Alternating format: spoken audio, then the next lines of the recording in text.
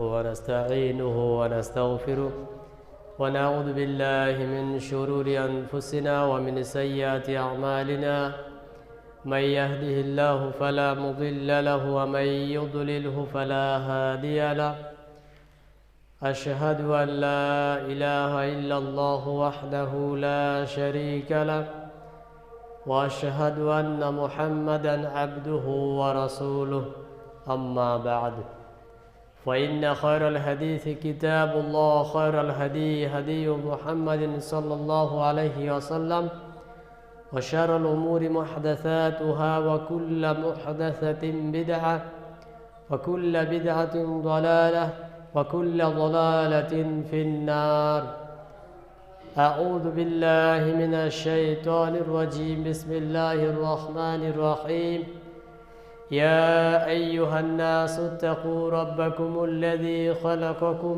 من نفس واحدة وخلق منها زوجها وبث منهما رجالا كثيرا ونساء واتقوا الله الذي تساءلون به والأرحام إن الله كان عليكم رقيبا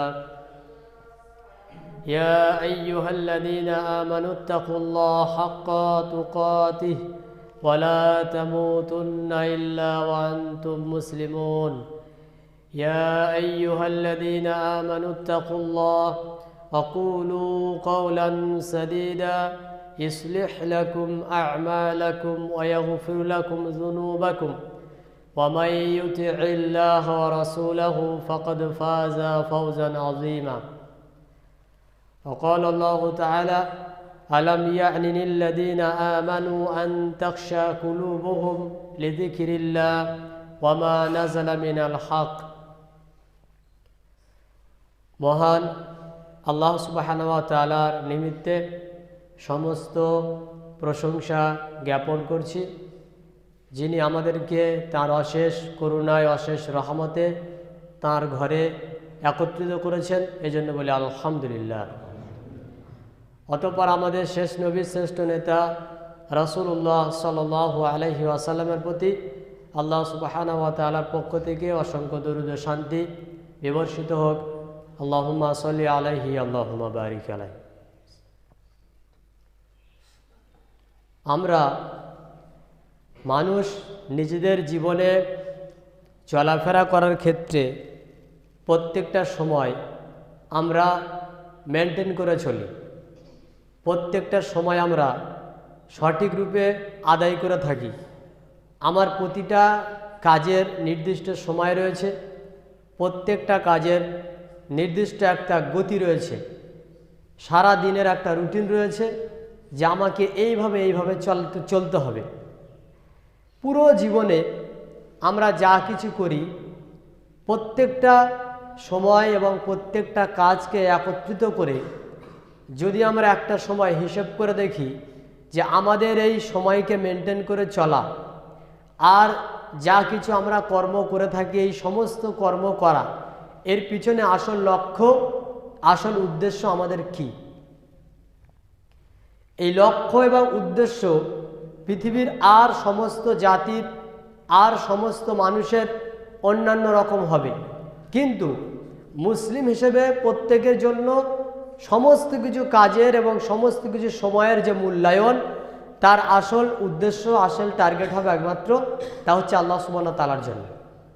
অর্থাৎ জীবনের আমরা যা কিছু করি, অর্থ ইনকাম করার জন্য আমাদের সময় ব্যয়, সংসারের জন্য আমাদের সময় ব্যয়, জীবনে চলাফেরার জন্য সময় ব্যয়, সব কিছু আমরা যে করি করার পরে আমাদের দিনের শেষে একটা হিসাব করা প্রয়োজন যে আমরা সারাদিনে যে কর্মগুলো করলাম, সারাদিনে আমরা যে সময়গুলো ব্যয় করলাম তাতে আল্লাহ রাব্বুল আলামিনকে খুশি করার জন্য কতটুকু আমরা ব্যয় করতে পেরেছি। আল্লাহ রাব্বুল আলামিনকে খুশি করার জন্য মানে এই নয় যে শুধুমাত্র মসজিদে কতটুকু বসে থেকেছি, কতটুকু তালিমে বসেছি, কতটুকু আমি তাসবিহ তেলাওয়াত করেছি, এরকম বিষয় নয়। এর আসল লক্ষ্য হচ্ছে যে আমি যে কর্মগুলো করেছি সারাদিনে আমার কোন কর্মের ভিতরে পরেশগারিতা তাকওয়া ছিল, অর্থাৎ কাজটা আমি করেছি তবে আল্লাহ যেটা নিষেধ করেছে সেটাকে বাকি রেখে, চলাফেরা করেছি তবে আল্লাহ যেটা মানা করেছে সেটাকে বাকি রেখে, এবং প্রত্যেকটা কাজের মধ্যে, প্রত্যেকটা সময়ের মধ্যে আমি আল্লাহ রাব্বুল আলামিন যেটা আদেশ করেছেন তদ অনুযায়ী আমি কাজটা করেছি। যেমন আপনি ব্যবসা করেন, কি ব্যবসা করছেন, এটা লক্ষণীয় আল তাকওয়া পরহেজগারিতা ওই সময় থাকবে যখন ব্যবসা দেখবো যদি হারাম থাকে বা হারামের কোনো গন্ধ থাকে, তাহলে ওই ব্যবসা আমি করব না। কেন? আল্লাহ মানা করেছে। অর্থ যখন আমি ব্যয় করব তখন আমার অর্থ ব্যয় হবে, টাকা পয়সা ব্যয় হবে সংসারের জন্য, সন্তানের জন্য, আর যাবতীয় খাত রয়েছে সমস্ত খাতে ব্যয় করি, কিন্তু আমার ব্যয়টা যেন ওই রাস্তায় না হয় যে রাস্তায় ব্যয় করতে আল্লাহ মানা করেছে। এটা হচ্ছে আল্লাহ রাব্বুল আলামিনকে স্মরণ করে তাকওয়া পরহেজগারিতা অবলম্বন করে দুনিয়াতে চলাফেরা করা। এখন আমরা আমাদের পুরো জীবনের সমস্ত কর্ম, সমস্ত সময়কে যে আমরা ব্যয় করছি, কাজে লাগাচ্ছি, এই সমস্ত কাজ এবং এই সমস্ত সময়কে একত্রিত করে দিনের শেষে আমরা দেখি যে আমাদের হিসাব কতটুকু অনুযায়ী আল্লাহ রাব্বুল আলামিনের নির্দেশভাবে চলেছে, কতটুকু। এই হিসাবটা যতক্ষণ আপনি করতে পারবেন ততক্ষণ পরকাল সম্পর্কে আপনার অন্তরে কোনো দাগ কাটবে না। আর এইভাবে আমরা সদা সর্ব যদি নসিহত শুনে যাই, নসিহত শুনতে থাকি, আমাদের জিন্দেগি কোনো পরিবর্তিত কিছু আসবে এটা আমরা মনে করতে পারবো না। কেন? আপনার জীবনের সব কিছুর প্রস্তুতি আগে থেকে রয়েছে, কিন্তু পরকালের প্রস্তুতি নেবে কিসে? সেটা হচ্ছে আপনার তাকওয়া, আল্লাহর ভয়। জীবনের আসল লক্ষ্য, আসল উদ্দেশ্য যতক্ষণ এইটা আমার মধ্যে, আপনার মধ্যে আসবে, ততক্ষণ আমাদেরকে পরকাল সম্পর্কে ভাবার মতো অন্তরে কিছু দাগ কাটবে না। এটাই হবে। কোনো সময় আমরা এমন দেখিনি যে কোনো এক ব্যক্তির মুম্বাই থেকে ফ্লাইট রয়েছে, এখান থেকে যেতে হবে তাকে সৌদি আরবে কাজ করার জন্য। সে টিকিট ঠিক করেছে, ভিসা ঠিক করেছে, সব কিছু ঠিক আছে, হঠাৎ সে ট্রেনটা এমনি এমনি, তার প্ল্যানটা এমনি এমনি ছেড়ে গেছে। এরকম হয়েছে? প্লেনটা এমনি এমনি ছেড়ে গেছে না। কেন? সে সময় বুঝেছে কোন সময় গেলে আমি ঠিক টাইমে পৌঁছাতে পারবো, কোন টাইমে গেলে আমি গাড়িটা বা ফ্লাইটটা ধরতে পারবো, তার কিন্তু টাইম ঠিক আছে। কোনো সময় এমন হয় না যে আমি এখান থেকে কলকাতায় কাজে যাই, ভোরের বেলা অমুক টাইমে ট্রেন, প্রত্যেক দিন ট্রেন ফেলা, এটা কি হয়? কোনো দিন হয় না। কেন? টাইম মেনটেন করে চলে।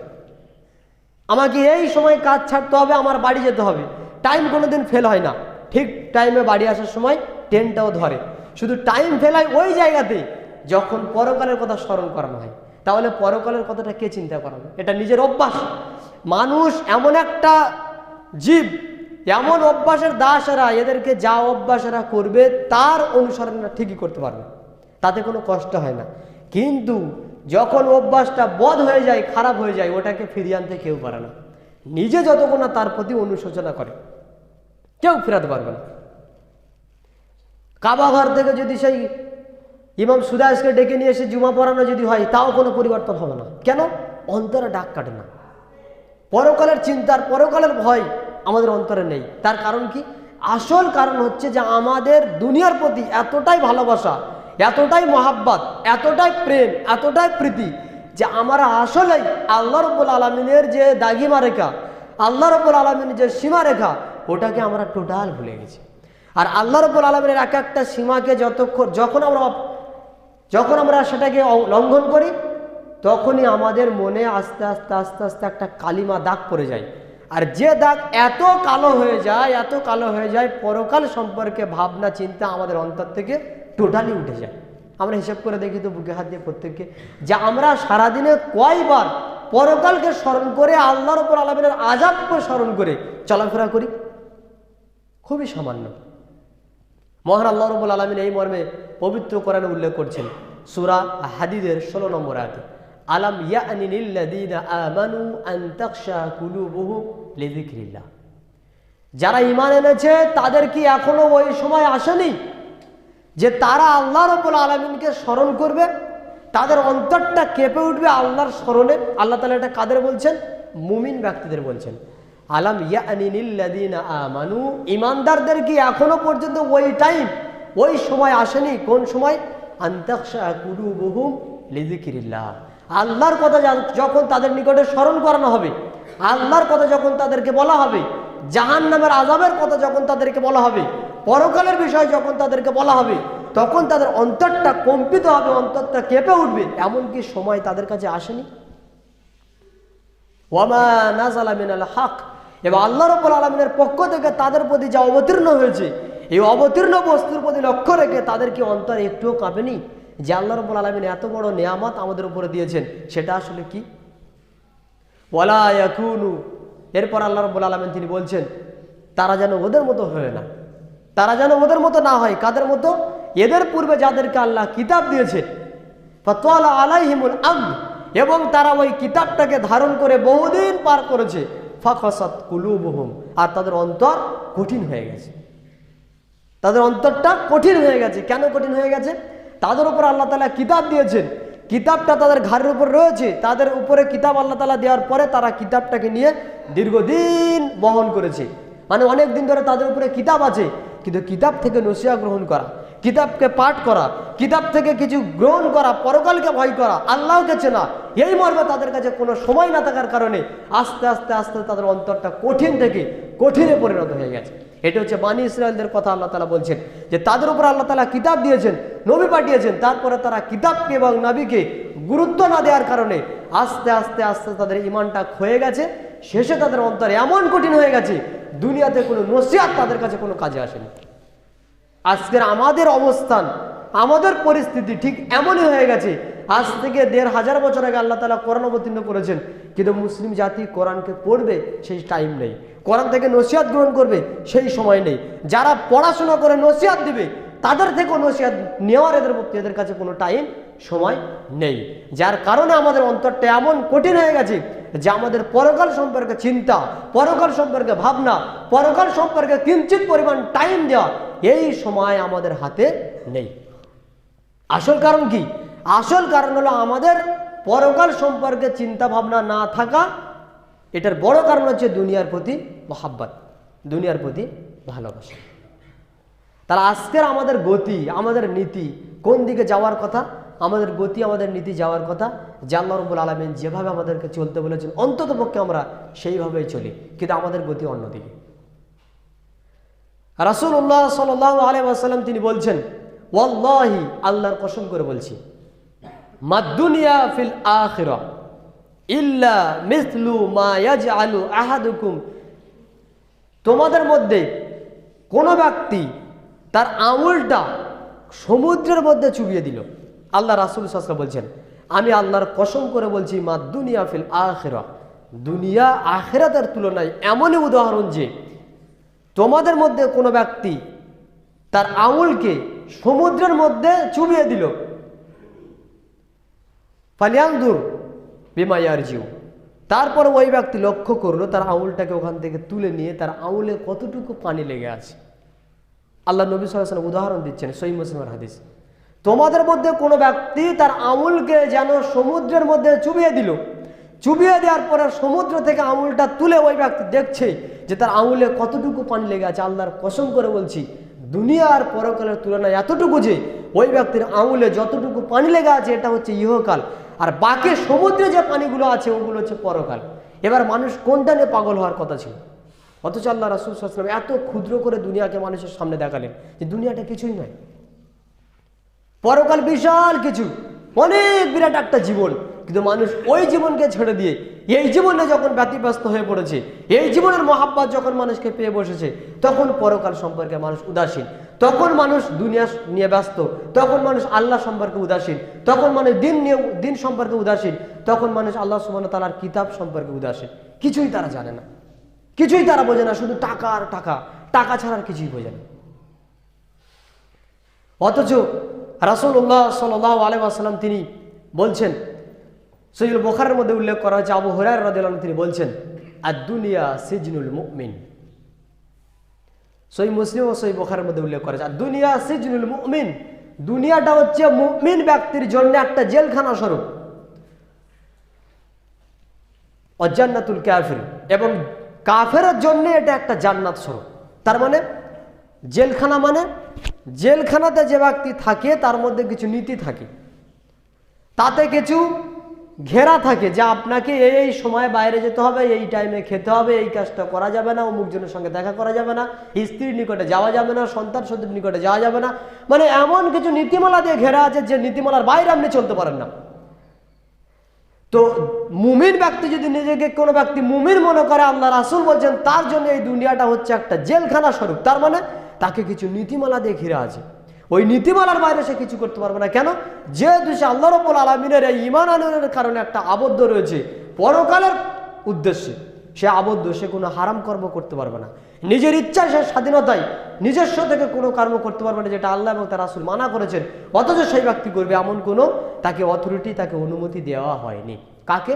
যে ব্যক্তি নিজেকে মনে করে যে আমি একজন মুমিন ব্যক্তি, অথচ আপনি নিজেকে মুমিন দাবি করেন, আমি নিজেকে মুমিন দাবি করি, সারাদিনে এরকম খুঁজেই পাওয়া যায় না কিছু আলামত দেখা যে আমি একজন মুমিন, যে আমার নিকটে কোনো কর্মে এসেছে, অথচ সেটা আমি এইভাবে রক্ষা করেছি নিজেকে যে না এটা আল্লাহ মানা করেছেন, যে না এটা রাসূল মানা করেছেন, এমন কোনো কর্ম ঘটেনি। আপনি দেখান একটা কর্ম যেটা আমি করছি অথচ আমাকে সামনে থেকে বাধা দিচ্ছে, আল্লাহ মানা করেছেন তাই আমি 10 পাস করে এসেছি, আল্লাহ রাসূল মানা করেছেন তাই আমি 10 পাস করে এসেছি, এরকম যখন আপনার জীবনে ঘটবে তখন আপনি বুঝবেন যে হ্যাঁ আপনার পরকালের চিন্তা অন্তরে কিছু আছে, পরকালের চিন্তা অন্তরে কিছু বিধেছে। যখন এইরকম না আপনার মধ্যে আসবে তখন আপনি বুঝে নেবেন আপনি পুরোটাই উদাসীন, আপনি গাফেল, আপনার অন্তর ওই অন্তর হয়ে গেছে দুনিয়া নিয়ে ব্যতিব্যস্ত, দুনিয়া নিয়ে ব্যতিব্যস্ত। এরপর রাসূল সাল্লাল্লাহু আলাইহি ওয়াসাল্লাম বলছেন ও জান্নাতুল কাফির, আর দুনিয়াটা হচ্ছে কাফের ব্যক্তিদের জন্য জান্নাত। আর এখন তো মানুষ মনে করে নিয়েছে যে যারা কাফের ব্যক্তি তাদের যদি এত টাকা পয়সা হয় আমাদের কেন হয় না, তাদের যদি এত সুখ শান্তি হয় আমাদের কেন হয় না। আসল সুখ শান্তি এখানে না, আসল সুখ শান্তি পরকালে। আসল সুখ শান্তি তো এখানে নয়, এখানে শুধুমাত্র পরীক্ষা করার জন্য আল্লাহ তাআলা পাঠিয়েছেন। তাহলে তাদের দিকে আমরা আফসোস করবো কেন? যাদের উপরে আল্লাহ রাব্বুল আলামিনের পক্ষ থেকে সবচেয়ে বড় নিয়ামতকে উঠিয়ে নেওয়া হয়েছে তা হচ্ছে ঈমান। পৃথিবীর সবচেয়ে দামি বস্তু হচ্ছে ঈমান। তাহলে বেঈমানরা যদি দুনিয়াতে রাজত্ব করে তো আপনি তাকে দেখে আফসোস করেন কেন? তার তো শুধুমাত্র ইহকালে, পরকালে কিছু নেই। আল্লাহ তাআলা বলছে যাদেরকে আমি ইহকালে দেই পরকালে তাদের জন্য নেই, যদি তার উদ্দেশ্য শুধুমাত্র ইহকাল থাকে। তা আপনি তাকে দেখে আফসোস করবেন কেন? অথচ আমরা আজকে দেখতে পাই মুসলিমরা প্রতিযোগিতা লেগে গেছে, টাকা পয়সার প্রতিযোগিতা, অথচ দিন মানার প্রতিযোগিতা, পরকালকে লক্ষ্য করার প্রতিযোগিতা, পরকালকে হিসেব করে চলাফেরা করার প্রতিযোগিতা আমাদের মধ্যে নেই। কেন? আসল উদ্দেশ্য কি? সবকটাই আসল উদ্দেশ্য একটাই, যে পরকাল সম্পর্কে আমাদেরকে ভুলিয়ে দিয়েছে আর দুনিয়ার মোহাব্বত আমাদেরকে পেয়ে বসেছে, এটাই। 6487 নম্বর হাদিস সহিহ বুখারী, আবু হুরায়রা রাদিয়াল্লাহু আনহু তিনি বলছেন রাসূলুল্লাহ সাল্লাল্লাহু আলাইহি ওয়াসাল্লাম তিনি বলেছেন হুজিবাতুল নার বিশাহওয়াত, হুজিবাতিন নার বিশাহওয়াত, জাহান্নামকে ঘিরে রাখা হয়েছে শাহওয়াত দিয়ে, মনের চাহিদা দিয়ে, পবিত্রি দ্বারা।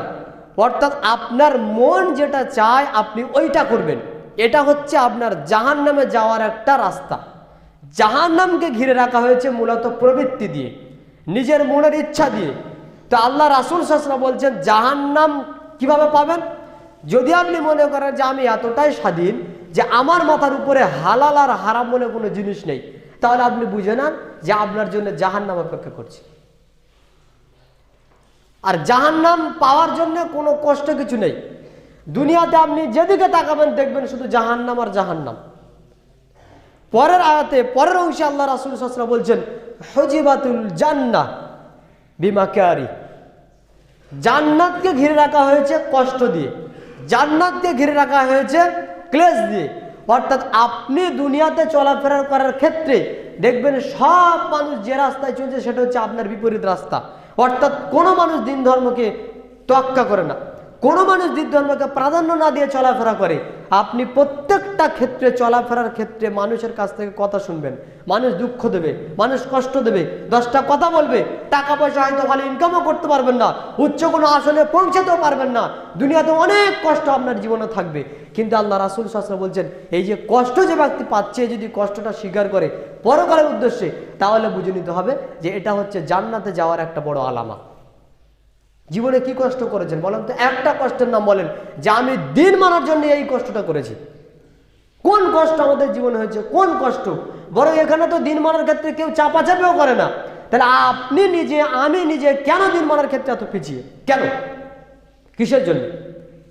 আবু হুরায়রা রাদিয়াল্লাহু আনহু তিনি বলছেন, আমর বিন আউফ রাদিয়াল্লাহু আনহু তিনি বলছেন যে রাসূলুল্লাহ সাল্লাল্লাহু আলাইহি ওয়াসাল্লাম তিনি বলেছেন, আল্লাহর নবী সাল্লাল্লাহু আলাইহি ওয়াসাল্লাম তিনি বলছেন ওয়াল্লাহি, আল্লাহর কসম করে বলছি, লাল ফাকরা আখশা আলাইকুম, আমি তোমাদের উপরে এই মর্মে ভাবি না, এই মর্মে আমি চিন্তা করি না, এই মর্মে আমি কোনোদিন ভয় করি না যে তোমরা ভিখারি হয়ে মরবে, তোমরা অর্থ সংকটে মরবে এমন আমি কোনোদিন চিন্তা করি না, এমন আমি কোনোদিন ভয় করি যে আমার উম্মত ভিখারি হয়ে মরবে, আমার উম্মত অর্থ সংকটে মরবে, এইরকম আমি ভয় করি না।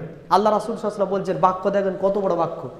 আল্লাহ নবী বলছেন, ওয়াল্লাহি, আল্লাহর কসম করে বলছি, লাল ফাকরা আখশা আলাইকুম, তোমরা ফকির হয়ে যাবে, তোমরা দরিদ্র হয়ে যাবে, আমি এই মর্মে তোমাদের উপর ভয় করি না, মানে আমার উম্মতের উপরে ভয় করি না।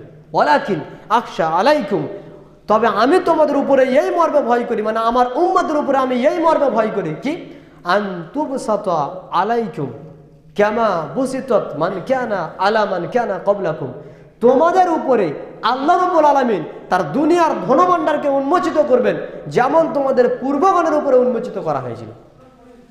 তা আমাদের কিসে ধ্বংস করবে? টাকা পয়সা ধ্বংস করবে, আমাদের দরিদ্রতা ধ্বংস করবে না, বরং টাকা পয়সার লোভ আমাদেরকে ধ্বংস করবে। এটা আল্লাহ রাসূল বলছেন। আমি ভয় করি না যে তোমরা গরিব হয়ে মরবে, আমি ভয় করি না যে তোমরা দরিদ্র হয়ে মরবে, তবে আমি ভয় করি তোমাদেরকে আল্লাহ তাআলা এত পরিমাণে টাকা পয়সা দিবেন, তোমাদেরকে আল্লাহ এত পরিমাণে দুনিয়াতে ধন সম্পদ দিবেন যে তোমরা ধন সম্পদে ডুবে থাকবে। ফাতানাফাসু, তোমরা প্রতিযোগিতা করবে, কামা তানাফাসু, যেমন পূর্বকালের লোকেরা প্রতিযোগিতা করেছিল। কি নিয়ে প্রতিযোগিতা করেছে?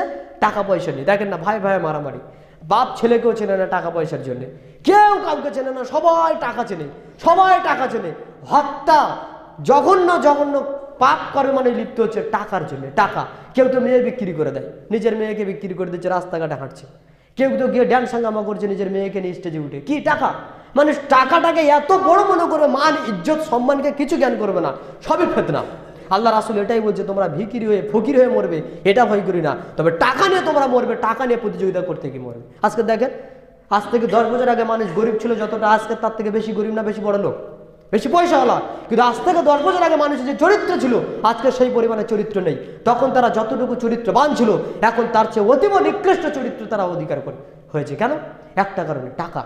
টাকা, টাকাই মানুষকে ধ্বংস করেছে বর্তমানে। আর এমন একটা বস্তু টাকা, যেটা দুনিয়াতে মানুষকে এমনভাবে পেয়ে বসেছে, পরকাল টোটাল ভুলে গেছে। টোটাল পরকালে চিন্তা নেই, সব টাকা, শুধু টাকা।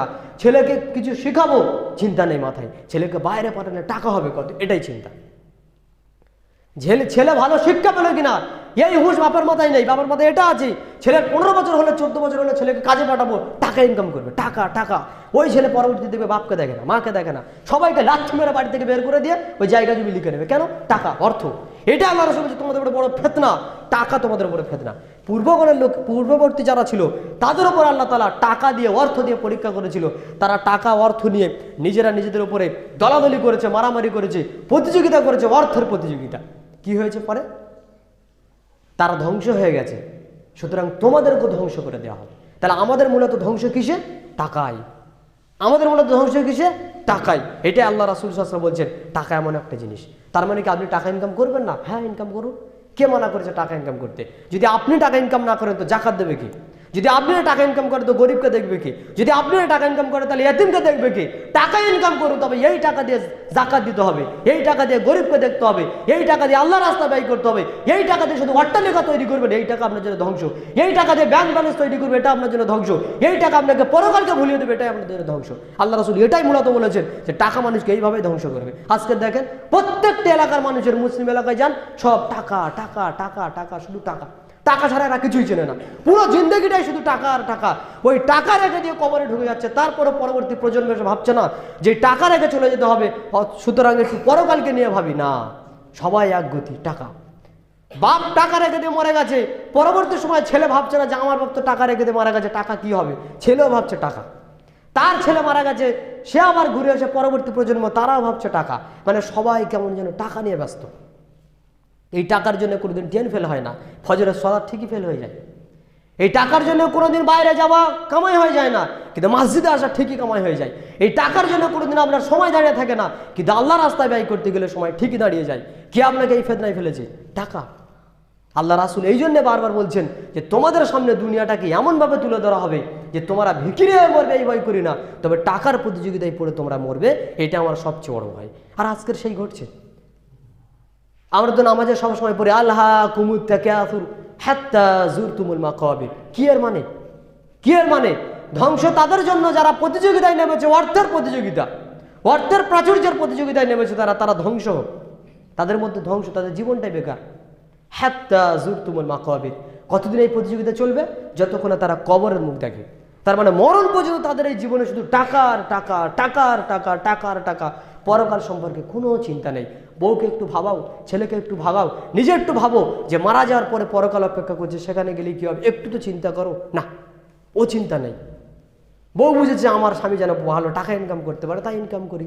ছেলে বুঝেছে বাপ যেন বড় একজন ব্যবসায়ী হতে পারে, যেন বাপের অনেক টাকা থাকতে পারে, এটাও আমি বুঝেছি। কিন্তু পরকাল সম্পর্কে যে কিছু একটা ভাববো, এই চিন্তা আমার মধ্যে আর নেই। কেন না থাকার বড় কারণ কি? বড় কারণ হচ্ছে যে দুনিয়ার প্রতি মহাব্বাত। আর দুনিয়ার মহাব্বাত মানে তোমাকে খেঁচে টেনে ধরে আছে, যতক্ষণ তুমি না মরছো তোমাকে এখানে টেনে ধরে রেখে দেবে। কি? অর্থের প্রাচুর্য। কালকের গরিব হয়ে যাও, দেখবে তোমার বাপ তোমাকে চিনবে না। কালকে 10টা টাকা হাতে না থাকলে তোমার স্ত্রী তোমাকে চিনবে না, তোমার ছেলে তোমাকে চিনবে না। কেউ স্বার্থ ছাড়া দুনিয়াতে কেউ কাউকে ভালোবাসে না। স্বার্থ ছাড়া কেউ কাউকে ভালোবাসে না। ছেলের 16 বছর 17 বছর হয়ে গেছে, বাপ দেখছে ছেলে কিছু করে না, টাকা ইনকাম করছে না, বাপ বলে দিলে বাড়ি থেকে বেরিয়ে যায়। কেন? টাকা ছাড়া কেউ কাউকে চিনে না। কিন্তু দুনিয়াতে মানুষের সবচেয়ে বড় দামি বস্তু হচ্ছে তাকওয়া, পরেশগারিতা, আল্লাহ ভীরুতা। এইটি যদি থাকে আর গোটা পৃথিবী যদি উল্টে যায় তো আমার কিছু যায় আসে না। কিন্তু মানুষের মধ্যে আজের এইটাই নেই। তাকওয়া নেই, বাকি সব রয়েছে। তো মারা গেলে কি থাকবে? কিছুই থাকবে না। ওই ঘোড়ার ডিমের মতন দুনিয়াটাই বেকার, আর পরকালটাও বেকার, সব কিছু বেকার, কিছুই থাকবে না। এই জন্য আমাদের প্রত্যেককে চিন্তা করা উচিত যে আমরা আসলে দুনিয়াতে বেঁচে আছি কিসের জন্যে? টাকা ইনকামের জন্যে, নাকি আল্লাহর দেওয়া নিয়ামতকে পরীক্ষা করার জন্যে? কিসের জন্যে? টাকা ইনকাম করার জন্য আল্লাহ আমাদের পাঠিয়েছে না তার ইবাদতের জন্য পাঠিয়েছে? তো তার ইবাদতের জন্য পাঠিয়েছে, তো 24 ঘন্টা তার ইবাদতমূলক কাজ কতটুকু করি? 24 ঘন্টায় তার ইবাদতমূলক কাজ কতটুকু করি? 1 ঘন্টাও করি কি মনে হয়? মনে হয় না। তাহলে বেঁচে থাকা কিসের জন্যে? গরু ছাগলের মতো তো বেঁচে থাকার সমান হয়ে গেল। আল্লাহ রাব্বুল আলামিন আমাদেরকে এই মর্মে বোঝার সুমতি প্রদান করুন। আল্লাহুম্মা আমিন। আলহামদুলিল্লাহি রাব্বিল আলামিন, আসসালাতু ওয়াসসালামু আলা রাসূলিহি ওয়া আলা আলিহি ওয়া সাহবিহি আজমাইন, আম্মা বাদ। আবু হুরায়রা রাদিয়াল্লাহু আনহু তিনি বলছেন, রাসূলুল্লাহ সাল্লাল্লাহু আলাইহি ওয়াসাল্লাম তিনি বলেছেন, মান আখাযা আন্নি হাউলাই কালিমাত, তোমাদের মধ্যে কোন ব্যক্তি আমার কাছ থেকে এই কয়েকটা বাক্য গ্রহণ করতে চাও বলো। ইয়ামালুহুন্না, যে ব্যক্তি এটাকে গ্রহণ করবে সে এটার প্রতি আমল করবে। আও ইউআল্লিমু মা ইয়ামালুহুন, কিংবা ওই ব্যক্তিকে শিখিয়ে দেবে যে ব্যক্তি এর প্রতি আমল করে। ফাকুলতু, তখন আবু হুরায়রা তিনি বলছেন, আমি তখন বললাম আল্লাহ রাসূল এটা আমি গ্রহণ করতে চাই। ফা আখাযা বিয়াদি, আল্লাহ নবী সাল্লাল্লাহু আলাইহি ওয়াসাল্লাম তিনি আমার হাতটাকে ধরলেন। ফা আদা খামসান, তিনি আমাকে 5টা বিষয় শিখিয়ে দিলেন। কয়টা বিষয়? 5টা বিষয় আল্লাহ রাসূল আমাকে শিখিয়ে দিলেন। এই হাদিসটা তিরমিজির মধ্যে উল্লেখ করা হয়েছে, 2305 নম্বর হাদিস। 5টা বিষয়ের মধ্যে প্রথম আল্লাহ নবী সাল্লাল্লাহু আলাইহি ওয়াসাল্লাম আবু হুরায়রা রাদিয়াল্লাহু আনহুকে বললেন যে আবু হুরায়রা, তুমি দুনিয়াতে যখন বেঁচে থাকবে, দুনিয়াতে বেঁচে থাকার ক্ষেত্রে তুমি এই বিষয়গুলো গ্রহণ করবে। কি কি গ্রহণ করবে? ইত্তাকিল মাহারিম, হারাম বস্তু থেকে বেঁচে থাকো। তাকুন আবাদান নাস, তাহলে তুমি পৃথিবীতে সমস্ত মানুষের চেয়ে আল্লাহর সবচেয়ে প্রিয় বান্দা হতে পারবে। কি কাজ? ইত্তাকিল মাহারিম, হারাম বস্তু থেকে বেঁচে থাকো। দুনিয়াতে যত হারাম রয়েছে সমস্ত হারামকে পরিত্যাগ করো। পরিত্যাগ করলে কি হবে? পরিত্যাগ করলে তুমি দুনিয়াতে আল্লাহ রাব্বুল আলামিনের সবচেয়ে ভালো বান্দা হতে পারো। ওয়ারদা বিমা কাসামা আল্লাহু লাক, আল্লাহ রাব্বুল আলামিন তোমার তাকদিরে যা কিছু রেখেছেন তার প্রতি তুমি সন্তুষ্ট থাকো। তাহলে কি হবে? তাকুন আগরান নাস, সমস্ত মানুষের চেয়ে তুমি হবে ধনী। সমস্ত মানুষের চেয়ে তুমি হবে ধনী। আল্লাহ আমাকে এমন একটা কাজ দিয়েছেন যে আমি সারা মাসে ইনকাম করি 12,000 টাকা। তো একজন ব্যক্তি আমাকে জিজ্ঞেস করছে, ভাই আপনি কেমন আছেন, ইনকাম কেমন? তো আমি বলছি আলহামদুলিল্লাহ, আল্লাহ আমাকে যা দিয়েছে অনেক দিয়েছেন। আমার স্ত্রী, আমার সংসার ভালোই চলছে আলহামদুলিল্লাহ, আমি খুবই ভালো আছি। এই একজন ব্যক্তি।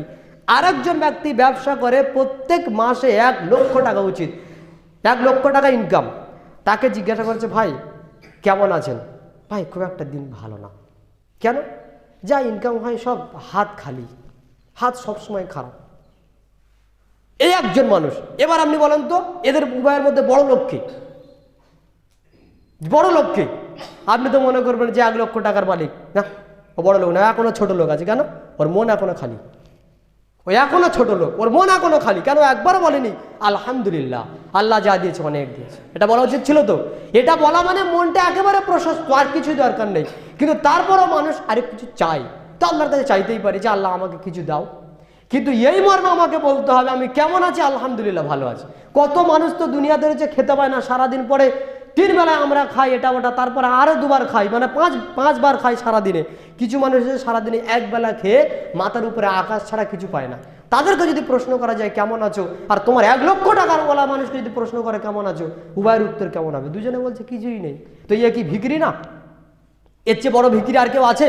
1 লক্ষ টাকা মাসে ইনকাম করার পরেও বলছে যে আমার হাত খালি নেই, দিনটা খুব খারাপ যায়। তো আল্লাহ কি ওর উপরে এখনো নিয়ামত দিবেন? ও তো নিয়ামতের শুকরিয়া আদায় করতে জানে না। আল্লাহ রসুল এই জন্য বলছেন তোমাকে যদি এই কথা ধরে নিতে পারে, এটা হচ্ছে সবচেয়ে গুরুত্বপূর্ণ কথা, কি যে আল্লাহ তোমার তাকদিরে যা রেখেছে তুমি ওতেই সন্তুষ্ট থেকো। আজকের খেতে পেয়েছি ওতে আলহামদুলিল্লাহ, কাল যদি খেতেও না পাই তাও বলবো আলহামদুলিল্লাহ, আল্লাহ অনেক ভালো রেখেছে। কেন? অনেক মানুষ আছে যারা খেতেই পায়নি। সারাদিনে যদি 3 বার খাই তো আলহামদুলিল্লাহ, সারাদিনে যদি 2 বার খাই আলহামদুলিল্লাহ। কেন? অনেক মানুষ 3 দিন খেতে পায়নি, তার থেকে তো ভালো। এই জন্য আল্লাহ রাসূল সাল্লাল্লাহু আলাইহি ওয়াসাল্লাম বলছে এই দুটো জিনিস গ্রহণ করো। 3 ওয়াহসিন আলা জারিক, ওয়াহসিন ইলা জারিক, তোমরা তোমাদের আত্মীয় স্বজনের সঙ্গে সুসম্পর্ক করো, ভালো ব্যবহার করো। কি হবে তাতে? তাকুন মুমিনা, তাহলে তুমি মুমিন বান্দা হতে পারো। দেখেন এই 5টা জিনিস ভালো করে খেয়াল রাখেন। মুমিন বান্দাকে যার আশেপাশের লোক তার পরিচয় দেয় যে লোকটা ভালো। আল্লাহ রাসূল বলছে ওয়াহসিন ইলা জারিক, আপন যারা রয়েছে আত্মীয় স্বজন তাদের সঙ্গে সদাচরণ করো, প্রতিবেশীর সঙ্গে সদাচরণ করো। প্রতিবেশীর সঙ্গে সদাচরণের বড় পরিচয় কি? তুমি তাহলে একজন ভালো মানুষ, তুমি মুমিন বান্দা হবে। এরপর রাসূলুল্লাহ সাল্লাল্লাহু আলাইহি ওয়াসাল্লাম তিনি বলছেন যে মানুষের সঙ্গে তুমি এই রকম ব্যবহার করবে যে তুমি যেটা পছন্দ করো ওটা অপরের জন্য পছন্দ করবে। আহিব্বা লিন্নাস মা তুহিব্বু লিনাফসিক, নিজের জন্য যেটা পছন্দ করো ওটা অন্যের জন্য পছন্দ করো। তাহলে কি হবে? তাকুন মুসলিমা, তাহলে তুমি একজন মুসলিম ব্যক্তি হতে পারো। নিজে যেটা পছন্দ করি অন্যের জন্য ওটাই পছন্দ করা। তো নিজে যেটা পছন্দ করি অন্যের জন্য দোয়া করছি আল্লাহ ওইটা যেন ও না পায়। আজকের মানুষের বর্তমানে বেশিরভাগ চিন্তা তো এটাই যে আমার যেন ভালো হয়, অন্যের যেন ক্ষতি হয়। অন্যের কিসে ক্ষতি হয় হন্যে হয়ে সেই জিনিস ঘুরে বেড়াচ্ছে। তারা মুসলিম কি করে হতে পারে? আর শেষ বাক্য আল্লাহ রাসূল সাল্লাল্লাহু আলাইহি ওয়াসাল্লাম যেটা বললেন, এটা হচ্ছে বক্তব্যের সঙ্গে আজকের মূল উদ্দেশ্য। সেটা কি? আল্লাহ রাসূল সাল্লাল্লাহু আলাইহি ওয়াসাল্লাম বলছেন ওয়ালা তাকসিরিল দাহিক, তোমরা বেশি বেশি হেসো না। কেন? ফাইন্না কাসরাতাদ দাহিক তুমিতুল কলব, বেশি বেশি যদি মানুষ হাসে তাহলে অন্তর মরে যায়। বেশি হাসা মানে এত হাসি হাসছো যে পরকাল ভুলে গেছো, এত হাসি হাসছো বউ নিয়ে, ছেলে নিয়ে, টাকা নিয়ে, পয়সা নিয়ে, বিশাল আনন্দ, হাসি আর হাসি, এত হাসি যে হাসি উপচে পড়ছে, দাঁত খুলে পড়ছে, তারপরও হাসি থামছে না। পরকাল সম্পর্কে চিন্তা নেই, আল্লাহর জাহান্নাম সম্পর্কে চিন্তা নেই, কবর নিয়ে চিন্তা নেই। এই হাসি যেন তোমাদেরকে পেয়ে না বসে।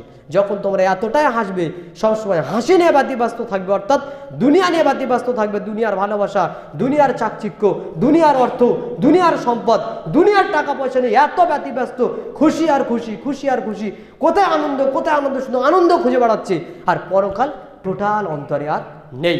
এই রকম যেন তোমরা না হও। এই 5টা জিনিস যদি তোমরা গ্রহণ করতে পারো বা ওই ব্যক্তিদেরকে যদি বলতে পারো, তাহলে তোমরা এই কথাটা গ্রহণ করো।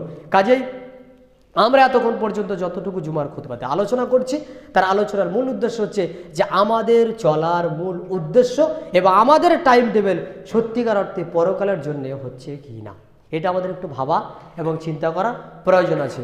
আল্লাহ সুবহানাহু ওয়া তাআলা আমাদেরকে এই মর্মে প্রত্যেককে ভাবনা করার এবং চিন্তা করার সুমতি প্রদান করুন। আল্লাহুম্মা আমিন। সুবহানাকা আল্লাহুম্মা বিহামদিকা আশহাদু আল্লা ইলাহা ইল্লা আনতা আস্তাগফিরুকা ওয়া আতুবু ইলাইক।